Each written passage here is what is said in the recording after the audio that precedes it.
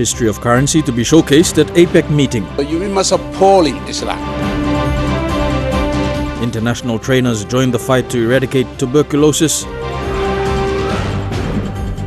And final team arrives for Olympic Hockey Qualifiers. This is the National EMTV News with Maribel Tulo. A very good evening. Thank you for joining us for Monday's news. Chairman of Kina Cultural Group, Wakepua, says the identity and history of Papua New Guinea's currency must be embraced. He said the historical trade and values have contributed to how PNG Kina is valued today. The Kina Cultural Group will showcase its work at the Tourism Trade Ministers meeting in Port Moresby. The non-government organization will be showcasing the history of Kina during the APEC meetings in November. Chairman Wakepua says for too long the history of Kina has been neglected. He says PNG must embrace the Kina culture. Na Kina culture, one plus story too, like only Masawe. Time world he come now long, he like Sawe long. This la country only Masawe long. Kina na history belong na Kina na how operate inside all system na all this is something. Only like Sawe long passing to Buna, how all Tumbuna belong play operate na stuff. Pua and other members of the Kina Culture Group have worked for nearly 16 years in collecting artifacts and the rich history of how Kina began its trade among coastal and highlands communities. He says the story of how PNG got the name of its currency must be kept because of its significance. Kina start before now, always working trade before yet. Now all this road goya and behind him all trade routes now. This road only working behind him all trade routes. Kina have something belong all Mambis.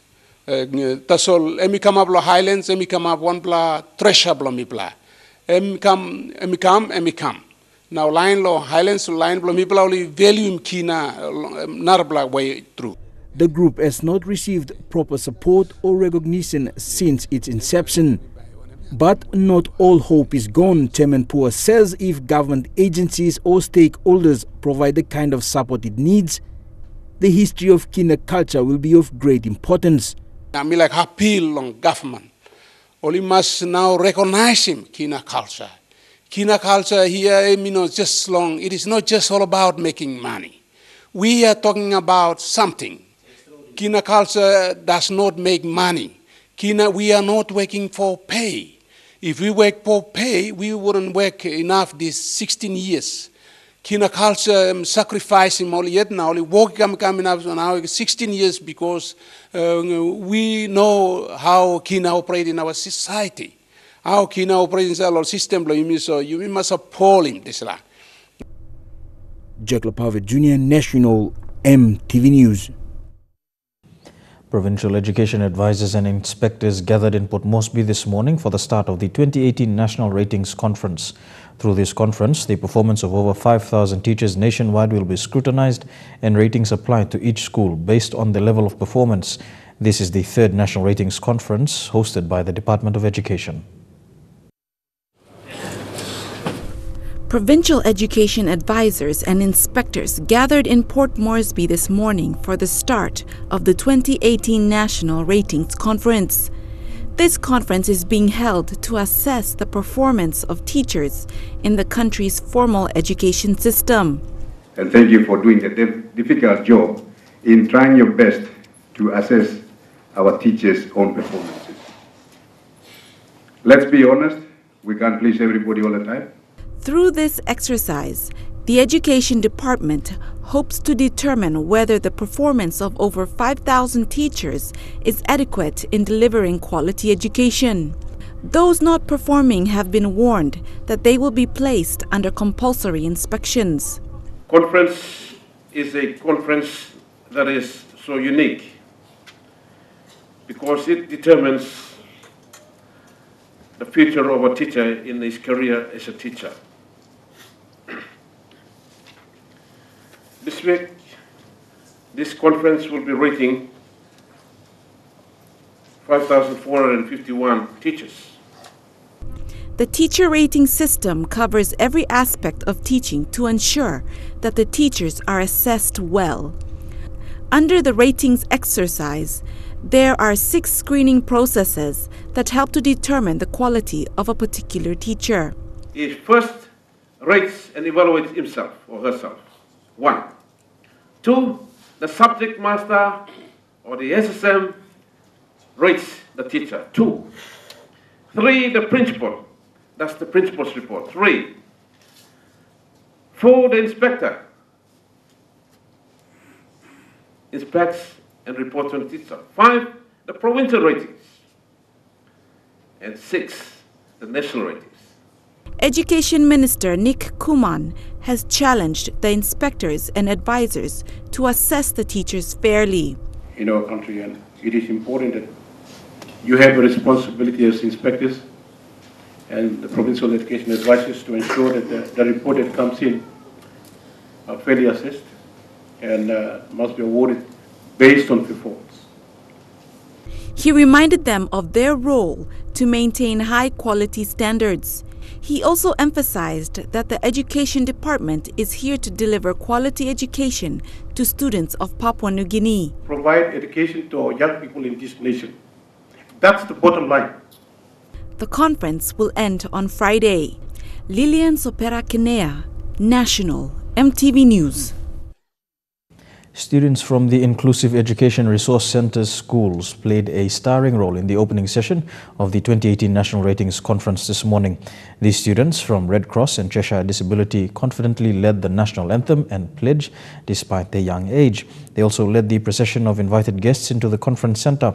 Education Deputy Secretary Wali Pewingi commended them for their outstanding performance and reaffirmed the sector's stance to providing education to all children, especially for those with special needs. There are 23 inclusive education resource centres in different parts of the country, 4 of these located in Port Moresby. A local association has prepared itself to take part in the Australian Seasonal Workers Scheme. The Seasonal Workers Association is preparing to send at least 200 Papua New Guineans to Australia in September this year to undertake 6-month employment through the Australian Government's Pacific Island Seasonal Workers Program. Members of the PNG Seasonal Workers Association met today to sound their appreciation for the recent agreement signed between the Foreign Affairs Ministers of Australia and PNG. This agreement to commence PNG's participation in Australia's Seasonal Workers Scheme.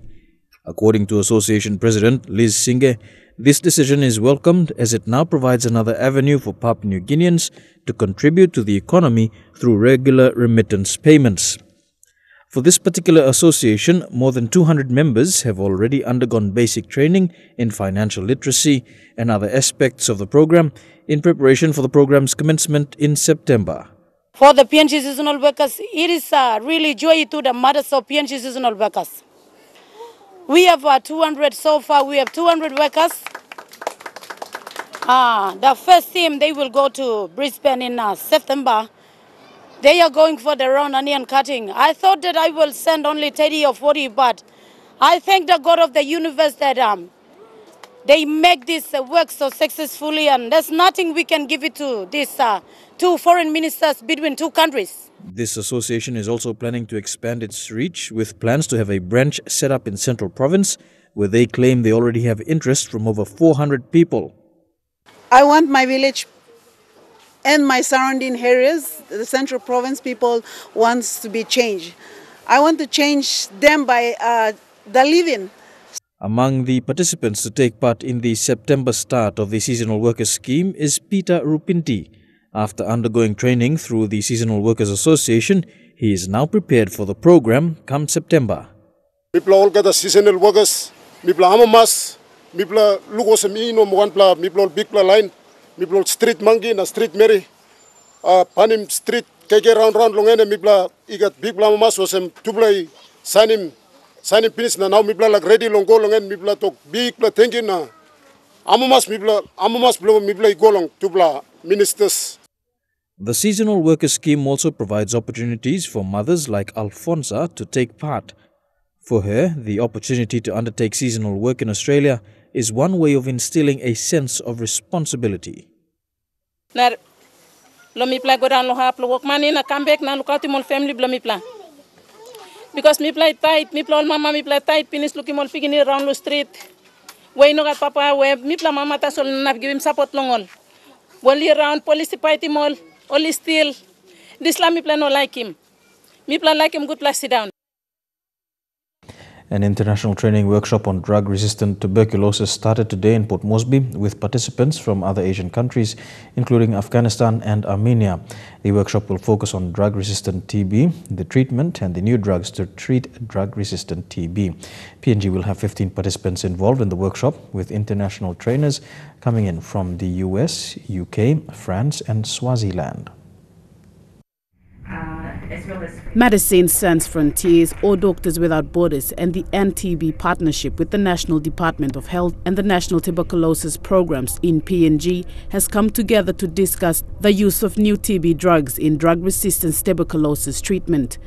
When we talk about multi-drug resistant TB and treatment, we are talking about drugs that are, first of all, new, and secondly, drugs that may be very strong in the effect in the body, so there's a lot of side effects, and not only that, but the challenge of dealing with treatment in terms of getting a best outcome for the patients that come into the treatment side of things. And the training workshop will run for the next 4 days. According to the World Health Organization, of almost 30,000 cases of TB identified in PNG in 2016, an estimated 1,200 were drug-resistant.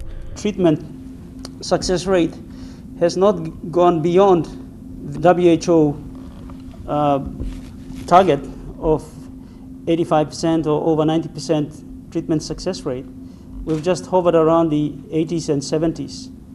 And that's also to do with the challenge of those who are lost to follow-up. So we get patients who come on a treatment, and then there's a big challenge of keeping them on treatment right through to the outcome that we want.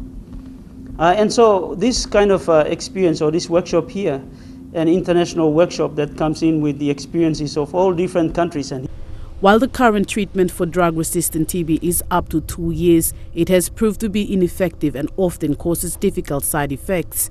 As such, in the last 5 years, 2 new TB drugs of betacholine and delamanid had become available to some patients with hard-to-treat drug-resistant forms of TB. The current MDR-TB treatment is not a very good treatment. Globally, it has about a 50 or 60% cure rate, and it is a long treatment, 2 years often, and you have to take an injectable, an intramuscular injection every day for 8 months on average, and you take over 14,000 pills when you take this treatment for drug-resistant TB that exists today.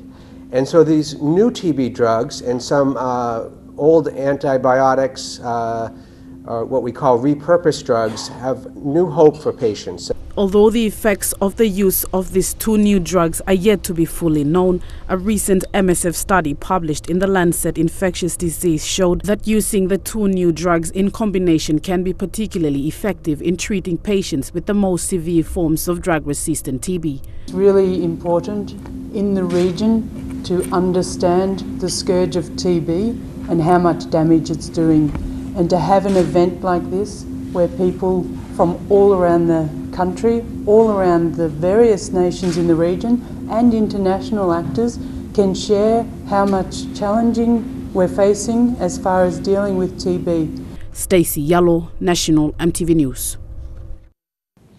A specialist nursing officer is appealing for financial assistance to undergo an operation in the Philippines. Sister Kapia Malak was diagnosed with cancer and has gone through consecutive operations and treatment in the country, but her situation has worsened. She is now appealing for an estimated 100,000 kina for medical bills for radiotherapy after referral by doctors at the Port Moresby General Hospital. Sister Malak has served the country for more than 30 years. All skinny me again last week or talk me got cancer spread low backside. So like me go low Philippines low cook him this lab. All cook him faster better low within this month, or like me go so that cost me bago long and 80 to 100,000. So me appeal all friends, relatives sisters, brothers, begini, usati staff, can help me lotisla. You're with Monday's News. We'll have more of the day's stories when we come back. Stay tuned.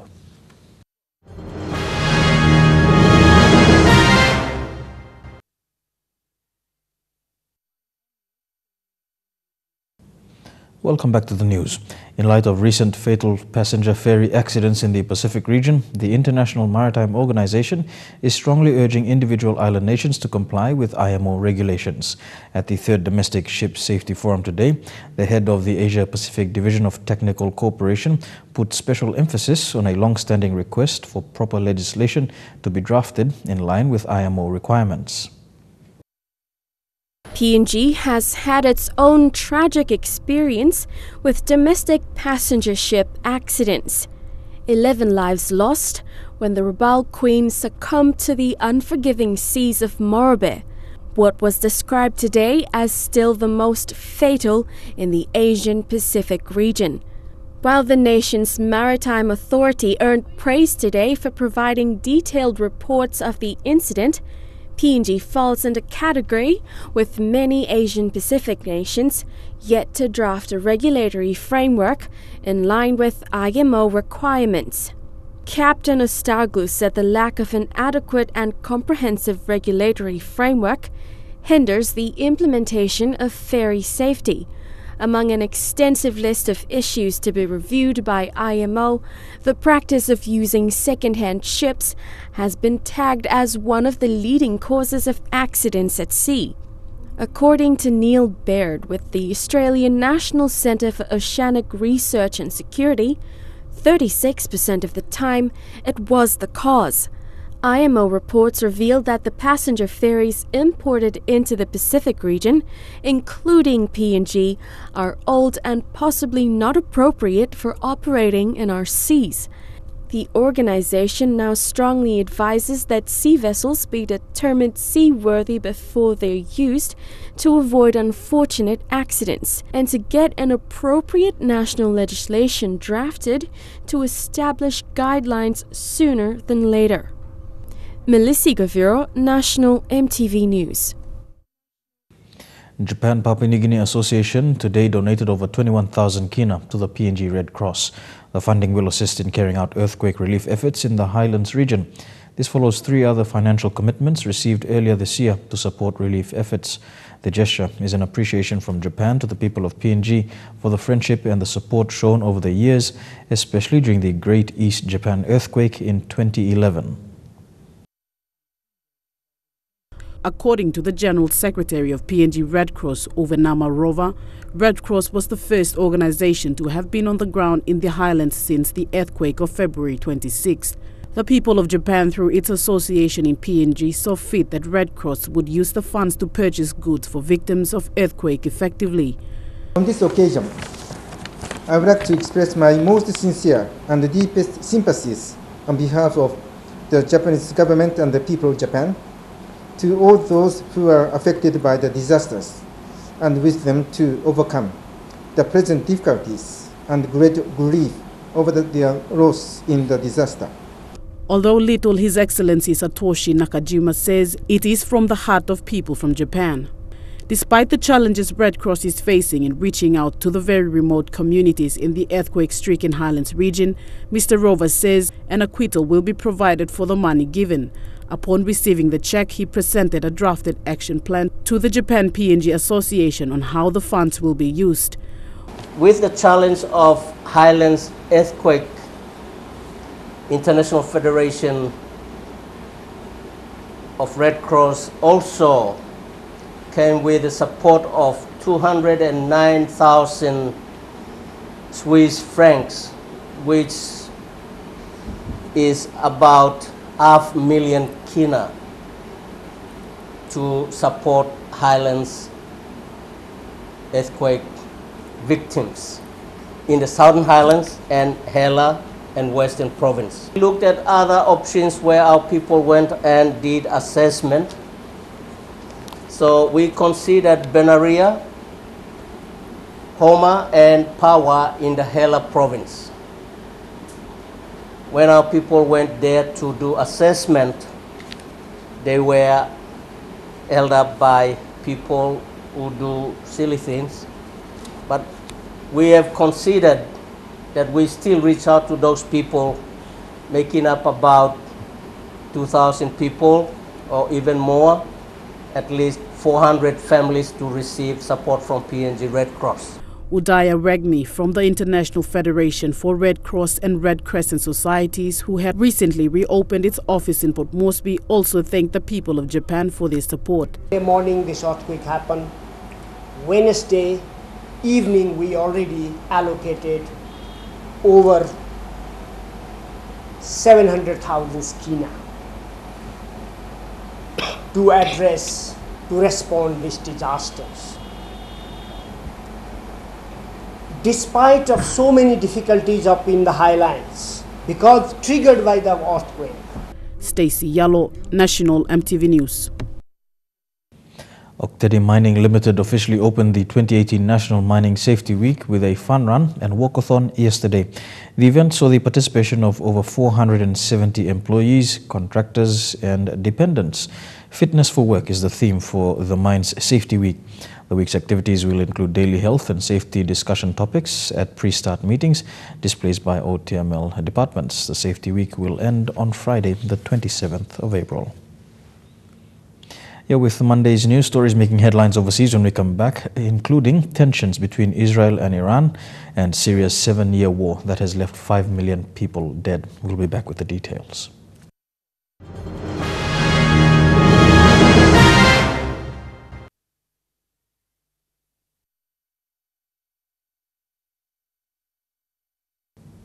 Welcome back to the news. Turning overseas now, the Israeli Prime Minister is stepping up his warnings that Iran's military presence in the Syrian civil war is dangerous, not just for Syria, but for the stability of the entire Middle East. That involves Israel, Iran's long-term adversary. 7 years into Syria's civil war, one subplot is emerging. When an Iranian drone entered Israeli airspace in February, it marked the beginning of a new phase between Israel and Iran, two rivals vying for regional positioning. Israel shot down the drone and struck the controlling base, losing an F-16 fighter jet to Syrian air defenses in the process. The exchange made one thing clear: Israel and Iran are drawing closer. A battle that used to be carried out through proxies, Israel fighting Hezbollah in Lebanon, has been replaced by near-direct confrontation. A recent airstrike on the Syrian T4 military base, a strike pinned on Israel, killed 7 Iranian nationals. Iran has vowed to respond. Listen and be aware. Any war that might happen, rest assured, will bring about your disappearance. The smallest goal is your existence, and there's no smaller objective than that. You can't handle the domino effect of occupation when your citizens and soldiers escape. You have no escape route apart from falling into the sea. U.S.-led airstrikes a few days later made a statement. The West wouldn't stand for Syria's alleged use of chemical weapons. Despite Israeli leaders hailing the strikes, security expert Amiram Levine says that's not how President Donald Trump's message was received. The attack, the strike was too weak, and the effect was almost nothing. In other words, he told Russian, he told Assad, he told the Iranian, you can continue with your policy in Syria. You can continue to kill children, to kill innocent people, as long as you don't do it with chemical weapons. Israel views with growing alarm Iran's presence in Syria. The country's leaders reiterating Israel's position, it will not allow Iran to establish a military presence to Israel's north. In Syria's fog of war, Israel sees a chance to act. I know one thing for certain: we will not allow the Iranians to base themselves in Syria, and there will be a price for that. We have no other choice. To agree to an Iranian presence in Syria, it's agreeing to the fact that the Iranians will put a noose around our necks. Syria is a fractured country, but even in its shifting sands, Iran and Israel have drawn their red lines. Analysts say the rivalry has entered a new phase. The countries more willing to confront each other, even directly. What was for so long a war of words and covert actions risks moving closer to open confrontation. Nicaragua's president says he is cancelling a widely unpopular pension reform plan that would raise costs for workers and reduce their benefits. That announcement is reportedly calming some of the protests and looting that have plagued the country for days. The president insists that the country's social security deficit, but after negotiation, he says he's hoping to work out a new plan. The surprising move came Sunday afternoon. President Daniel Ortega, on a nationally televised broadcast, announced he was revoking a controversial Social Security reform resolution. The Nicaraguan president made the announcement on the 5th day of violent protests that had already left at least 25 dead and dozens injured until Sunday. But Ortega made it very clear that his government won't tolerate more violence on the streets. We have to restore order. We cannot allow for chaos, crime, and looting to prevail. We cannot allow it. And we will act under the rule of law and under the Constitution to ensure and guarantee the restoration of stability and social peace so that workers can go to work. No worries. There have been clashes between protesters and security forces since Wednesday. That's when the government announced increased contributions into the social security system by workers and employers, but reduced pensions for retirees. Journalist Angel Eduardo Gaona died Saturday night as he was covering the protests live. He was shot in the head, but it was not immediately clear who was responsible for his death. Both the U.S. State Department and the United Nations condemned the violence against protesters and called for a peaceful resolution. At the Vatican, Pope Francis said he joins Nicaraguan bishops in asking for an end to violence in order to, quote, avoid the useless shedding of blood. The United Nations says more than 5 million people have fled Syria since the brutal civil war began in 2011. And that's not counting the Syrian nationals who were living abroad when war broke out and who found themselves with no home to return to. This story is about one Syrian man who's been living in limbo. Hello. As you can hear, I am at the airport. In his first days stranded in the Kuala Lumpur International Airport, Hassan Alcantar was confused, unsure how to proceed. I don't know what should I do. Someone advised me to make a video. As weeks went by, the 36-year-old Syrian national became more frustrated, video blogging life inside an airport corner. I am even sick, but there's no medicine. And this sound, I swear to, I hate this sound. It's everywhere, day and night. For more than 40 days, Alcantar has been living in the Malaysian airport's transit zone, using a special needs bathroom to shower and attempt to clean his clothes, sleeping intermittently in stairwells and airport seating. He tried to stay positive while speaking to us via Skype. It's exhausting, but you get used to it. And I keep reminding myself that it's okay.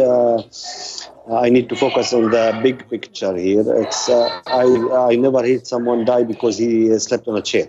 Alcantar left Syria in 2006 to work as an insurance marketing agent in the UAE, but his work permit expired shortly after the war began. Alcantar says he stayed illegally in the UAE for several years, fearing forced military service in his war-torn home country. War is not the answer. War is not the solution. Think as a human for just a second. Think of the mothers, of the fathers, sisters, and kids who are dying on the street. In 2017, he was deported to Malaysia, one of the few countries he says will grant a temporary tourist visa upon arrival. He then tried to go to Ecuador, which he understood does not require a visa. He says after buying the ticket, Turkish Airlines would not let him board, would not refund his money, and would not explain why. Turkish Airlines did not respond to CNN for comment. Finally, Alcantar tried going to Cambodia, but they denied him entry. He was sent back to Kuala Lumpur, where he was not allowed to re-enter because his tourist visa had expired, leaving him stuck since March 7th. Aid and refugee agencies have responded to his pleas for help. In a statement to CNN, the UNHCR says, "We have been in contact with the individual and continue to engage with the government of Malaysia. After several weeks, Alcantar says Malaysia did offer him re-entry under a refugee resettlement program, but he won't accept because it is a temporary solution that poses a permanent problem. Malaysia did not sign the refugee agreement, 1951 agreement with the United Nations. So I cannot work, I cannot have any official visa or a refugee visa. So at the time of my passport again, I will be stuck here forever. Malaysia's immigration office was unavailable to comment to CNN. Meanwhile, Alcantar remains in limbo, eating small airline-provided package meals, depending on the kindness of airport staff, and embracing little victories as they come. After all these days, it's definitely worth to share it. Well, I just got the chocolate. Alcantar has received some donations from people moved by his predicament, but his real worry, he says, is not his dwindling savings. It's not a matter of money. It's not a matter of financial support. It's a matter of hearing the story and the human's values, and the story of my people. Alcantar's predicament is not unprecedented, at times being compared to Tom Hanks's character in the Steven Spielberg film The Terminal. This is the real show. And he was having Catherine Zeta-Jones acting with him, for God's sakes. I have no one. He jokes at the comparison, but wants the world to know that his real-life situation is one that too many of his countrymen also face. Hundreds, thousands, millions of Syrians are facing these types of rejecting unwanted kind of racism all around the world since 2011. And we keep suffering. We are paying the bill of others' war in our land. As the days tick by, Alcantar continues trying to call attention to his cause from a corner of the airport, watching flights come and go to destinations around the world, powerless to board one. Back home now, and mobile phone users in the country have 7 days left to register their SIM cards.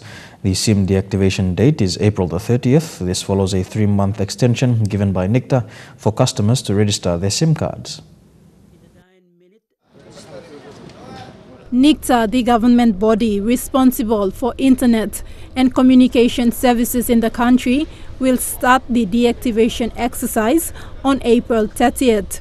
This means mobile phone users who fail to register will have their SIMs deactivated. This afternoon, Communications Minister Sam Basil registered his telecom SIM as awareness to those who are yet to register. You may got 7 more days before 30th of April by all the mobile phone companies in Papua New Guinea. But all cutting of SIM card, all man Mary, you gonna register. Me too, me no register na today. Me give SIM display opportunity as a Minister of Communication. Lo come into the office for digital. Now me start lo telecom. Na me finish, but me go down lo B mobile. Lo register SIM card lo me so. Since the NICTA Act was passed in August 2016, all telecommunication companies were required to register their SIM cards come 31st December 2017. However, half of the mobile phone users could not register because the registration required documents that most people in rural areas did not have access to. Thus, the deadline was moved forward to 23rd January 2018 and later to 30th April 2018. Plenty man only say buy 2, 3, 4, 5 SIM card. Lo time lo one player because plenty man say run lo dinau money. Sabla money married plenty na run or marry or girlfriend lo all this black and heavy stuff na all man only got 3 or 4 SIM cards. Or some na number me go on top. Na me got big believe for some 20% or 30% all this plus SIM cards and blow all man we only go register finish na some play no got. Na some play only no register yet and me plus have only stop lo big bus na only stop lo place where a hard logo. This afternoon, Minister Basil said there will not be any more extension given to mobile phone users to register their SIMs.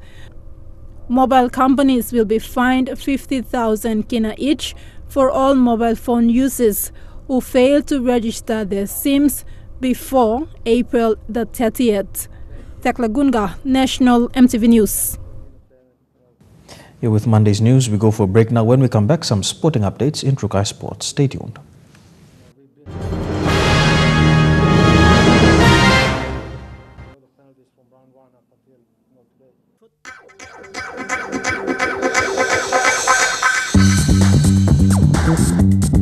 Tukai Sports.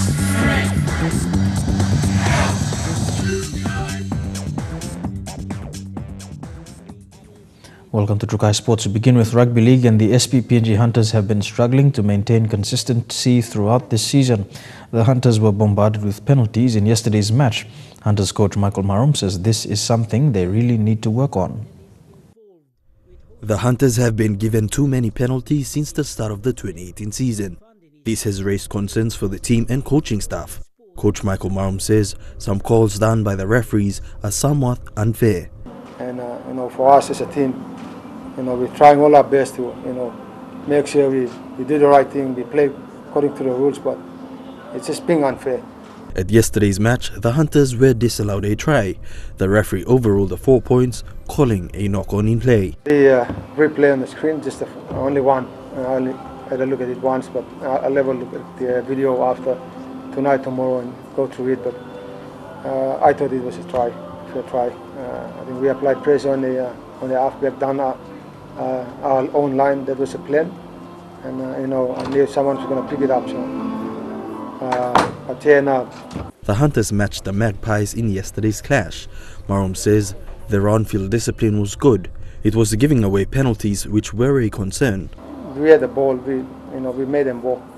They're big guys, but never in the game. But every time you give away a penalty, or when you get penalized, it gets that extra set out of the boys defending against. So that's an area we really need to work on. After suffering 5 losses and only celebrating 2 wins, this is what Marum had to say. We didn't set our goal to we know it's going to be tough defending the cup, but all we need is we ask from players just their best game every time we play. So if they're playing well, I know it's a big change in our side, but we're trying our best. It's concerning now because we're going next weekend is another big game against the Bully Bears. Elijah Levet, National MTV Sports. The PNG Peppers, who attended the Netball World Cup qualifiers in New Zealand, arrived home today. The Peppers finished in 4th place behind Fiji, Samoa and the Cook Islands. The overall performance was described as outstanding, despite a young team being recruited following the retirement of several senior players. Godwin Eki with the details. Team manager Diane Lahari told MTV Sports that PNG Peppers, who finished 4th in the World Cup qualifiers, performed extremely well, considering it was a new team. Peppers, the girls played Tonga, Samoa, Cook Islands and Fiji. The performance, we had a really good tournament despite the result. I think we had 4 debutants, 4 first-timers who took the courts, and the young ones stepped up to what they were supposed to do. The match against Samoa and Cook Islands was tough, as both teams had their New Zealand-based players in their squads. PNG also lost to Fiji by a 13-point difference. I think Cook Islands and Samoa, they had the New Zealand-based players. We had a close margin with Cook Islands, but we went down by 2 points, and then Samoa by 8 points as well. So we lost to Fiji, I think, by 13 points. They were a much stronger team. They just came out of the Commonwealth Games, so they were pumped up to take the tournament. They were tournament favorites. Board member of PNG Netball, Emily Taule, says the results are fantastic for a new team that has been put together. So we're extremely proud of them. The results, if you really look closely at the results, they're fantastic for a team that's just been put together and playing together for the first time. What we do now, the next steps is obviously to come back and review the results over there and look forward to how we can progress to the next level. Missing out on London's World Cup, Peppers will now set their eyes on 2 international prospects, which are the Melanesian tournament in July and next year's 2019 Pacific Games. PNG beat the current top 3 teams in the Pacific Games to take out gold in 2015. Unfortunately, most senior players have retired. I think the girls performed well, just need probably more team preparation and being together as a team prior to the lead-up matches. We have Malaysia tournament, I think, in July, and the Pacific Games 2019. We came fourth in the World Cup qualifiers, and we missed out in the placings because only 1 and 2 had to. Godwin Eki, National, MTV Sports. Trukai Sports continues after these messages. Stay tuned.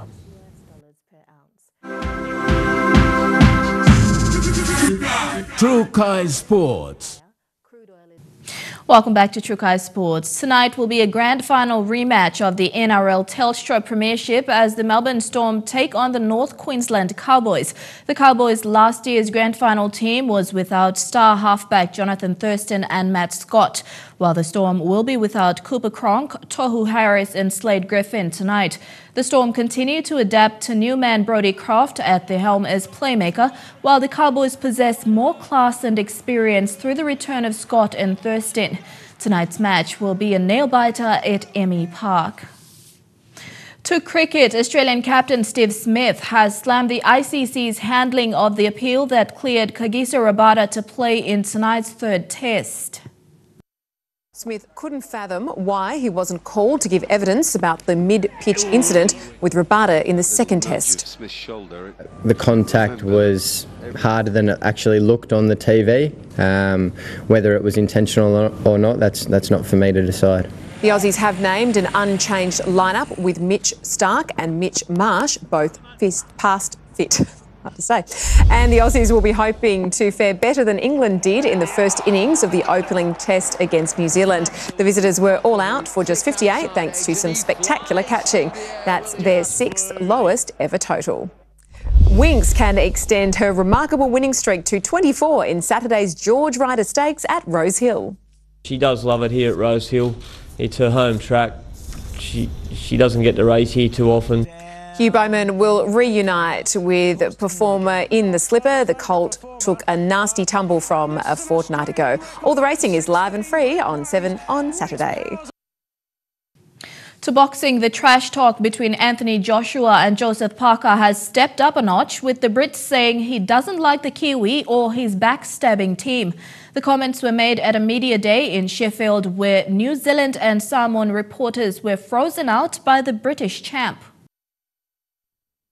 It's the first time Anthony Joshua's been seen since he emerged from intensive training. AJ overconfident ahead of his play. Despite starting 2 hours late on AJ time, the big AJ Media Day began well, shaking every hand and talking to every journalist, except those from Joseph Parker's home turf, New Zealand and Samoa. There's a certain irony to that, considering the reasons he gave British media today for not liking Parker. He's a weird character, not really, no. Because I've seen some of the emails that Parker's manager sent Eddie and so on and so forth, and they say some really backstabbing things, but in your face they shake your hands, and that's not my kind, that's not my type at all. His promoter, Eddie Hearn, seems to think Team Parker is gutless. We saw the trash talk all the way from New Zealand, but when they came here, they had the chance to say it and they couldn't say it. There is one Kiwi Joshua will talk to though, his strength and conditioning coach Mark Campbell. Josh is a little bit, he's like, who are you going to back in this fight? I'm definitely on Joshua's side. But there does seem to be reluctant respect for Parker. He's a solid fighter, he can hook, he knows when to hook, he knows when to box. He's quite cute, he can get out of situations. Next weekend will be the first time ever that two undefeated heavyweight champions meet in the United Kingdom in front of a crowd of no less than 80,000 people. A crowd size Joshua's experienced twice, Parker never. He will never have seen anything like what he's about to see next Saturday. The hype around the weigh-in is immense, with both fighters expected to come in lighter. Joseph Parker, I saw him on Saturday, he looked lean, he looked in really good condition. And the problem is the UK are probably not giving Joseph the credit he deserves. So not everyone's drinking the Anthony Joshua Kool-Aid, and 10 days out from this mega fight, AJ seems just a little bitter. And that ends Trukai Sports. The weather details coming up next. Trukai Sports.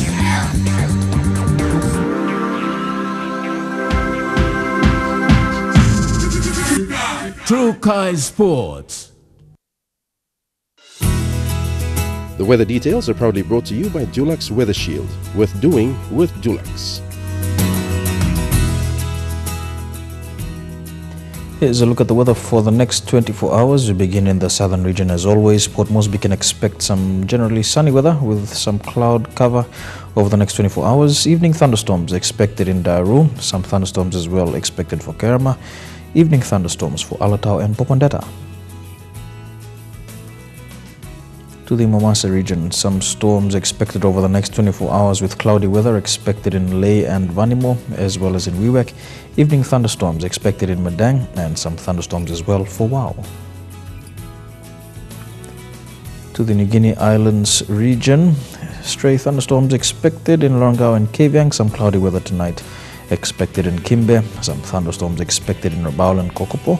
And cloudy weather with thunderstorms expected for Buka in the autonomous region of Bougainville. And in the Highlands region, some rain expected in Goroka, early thunderstorms in Kundiawa, some rain and cloudy weather, the order of the day for Mount Hagen.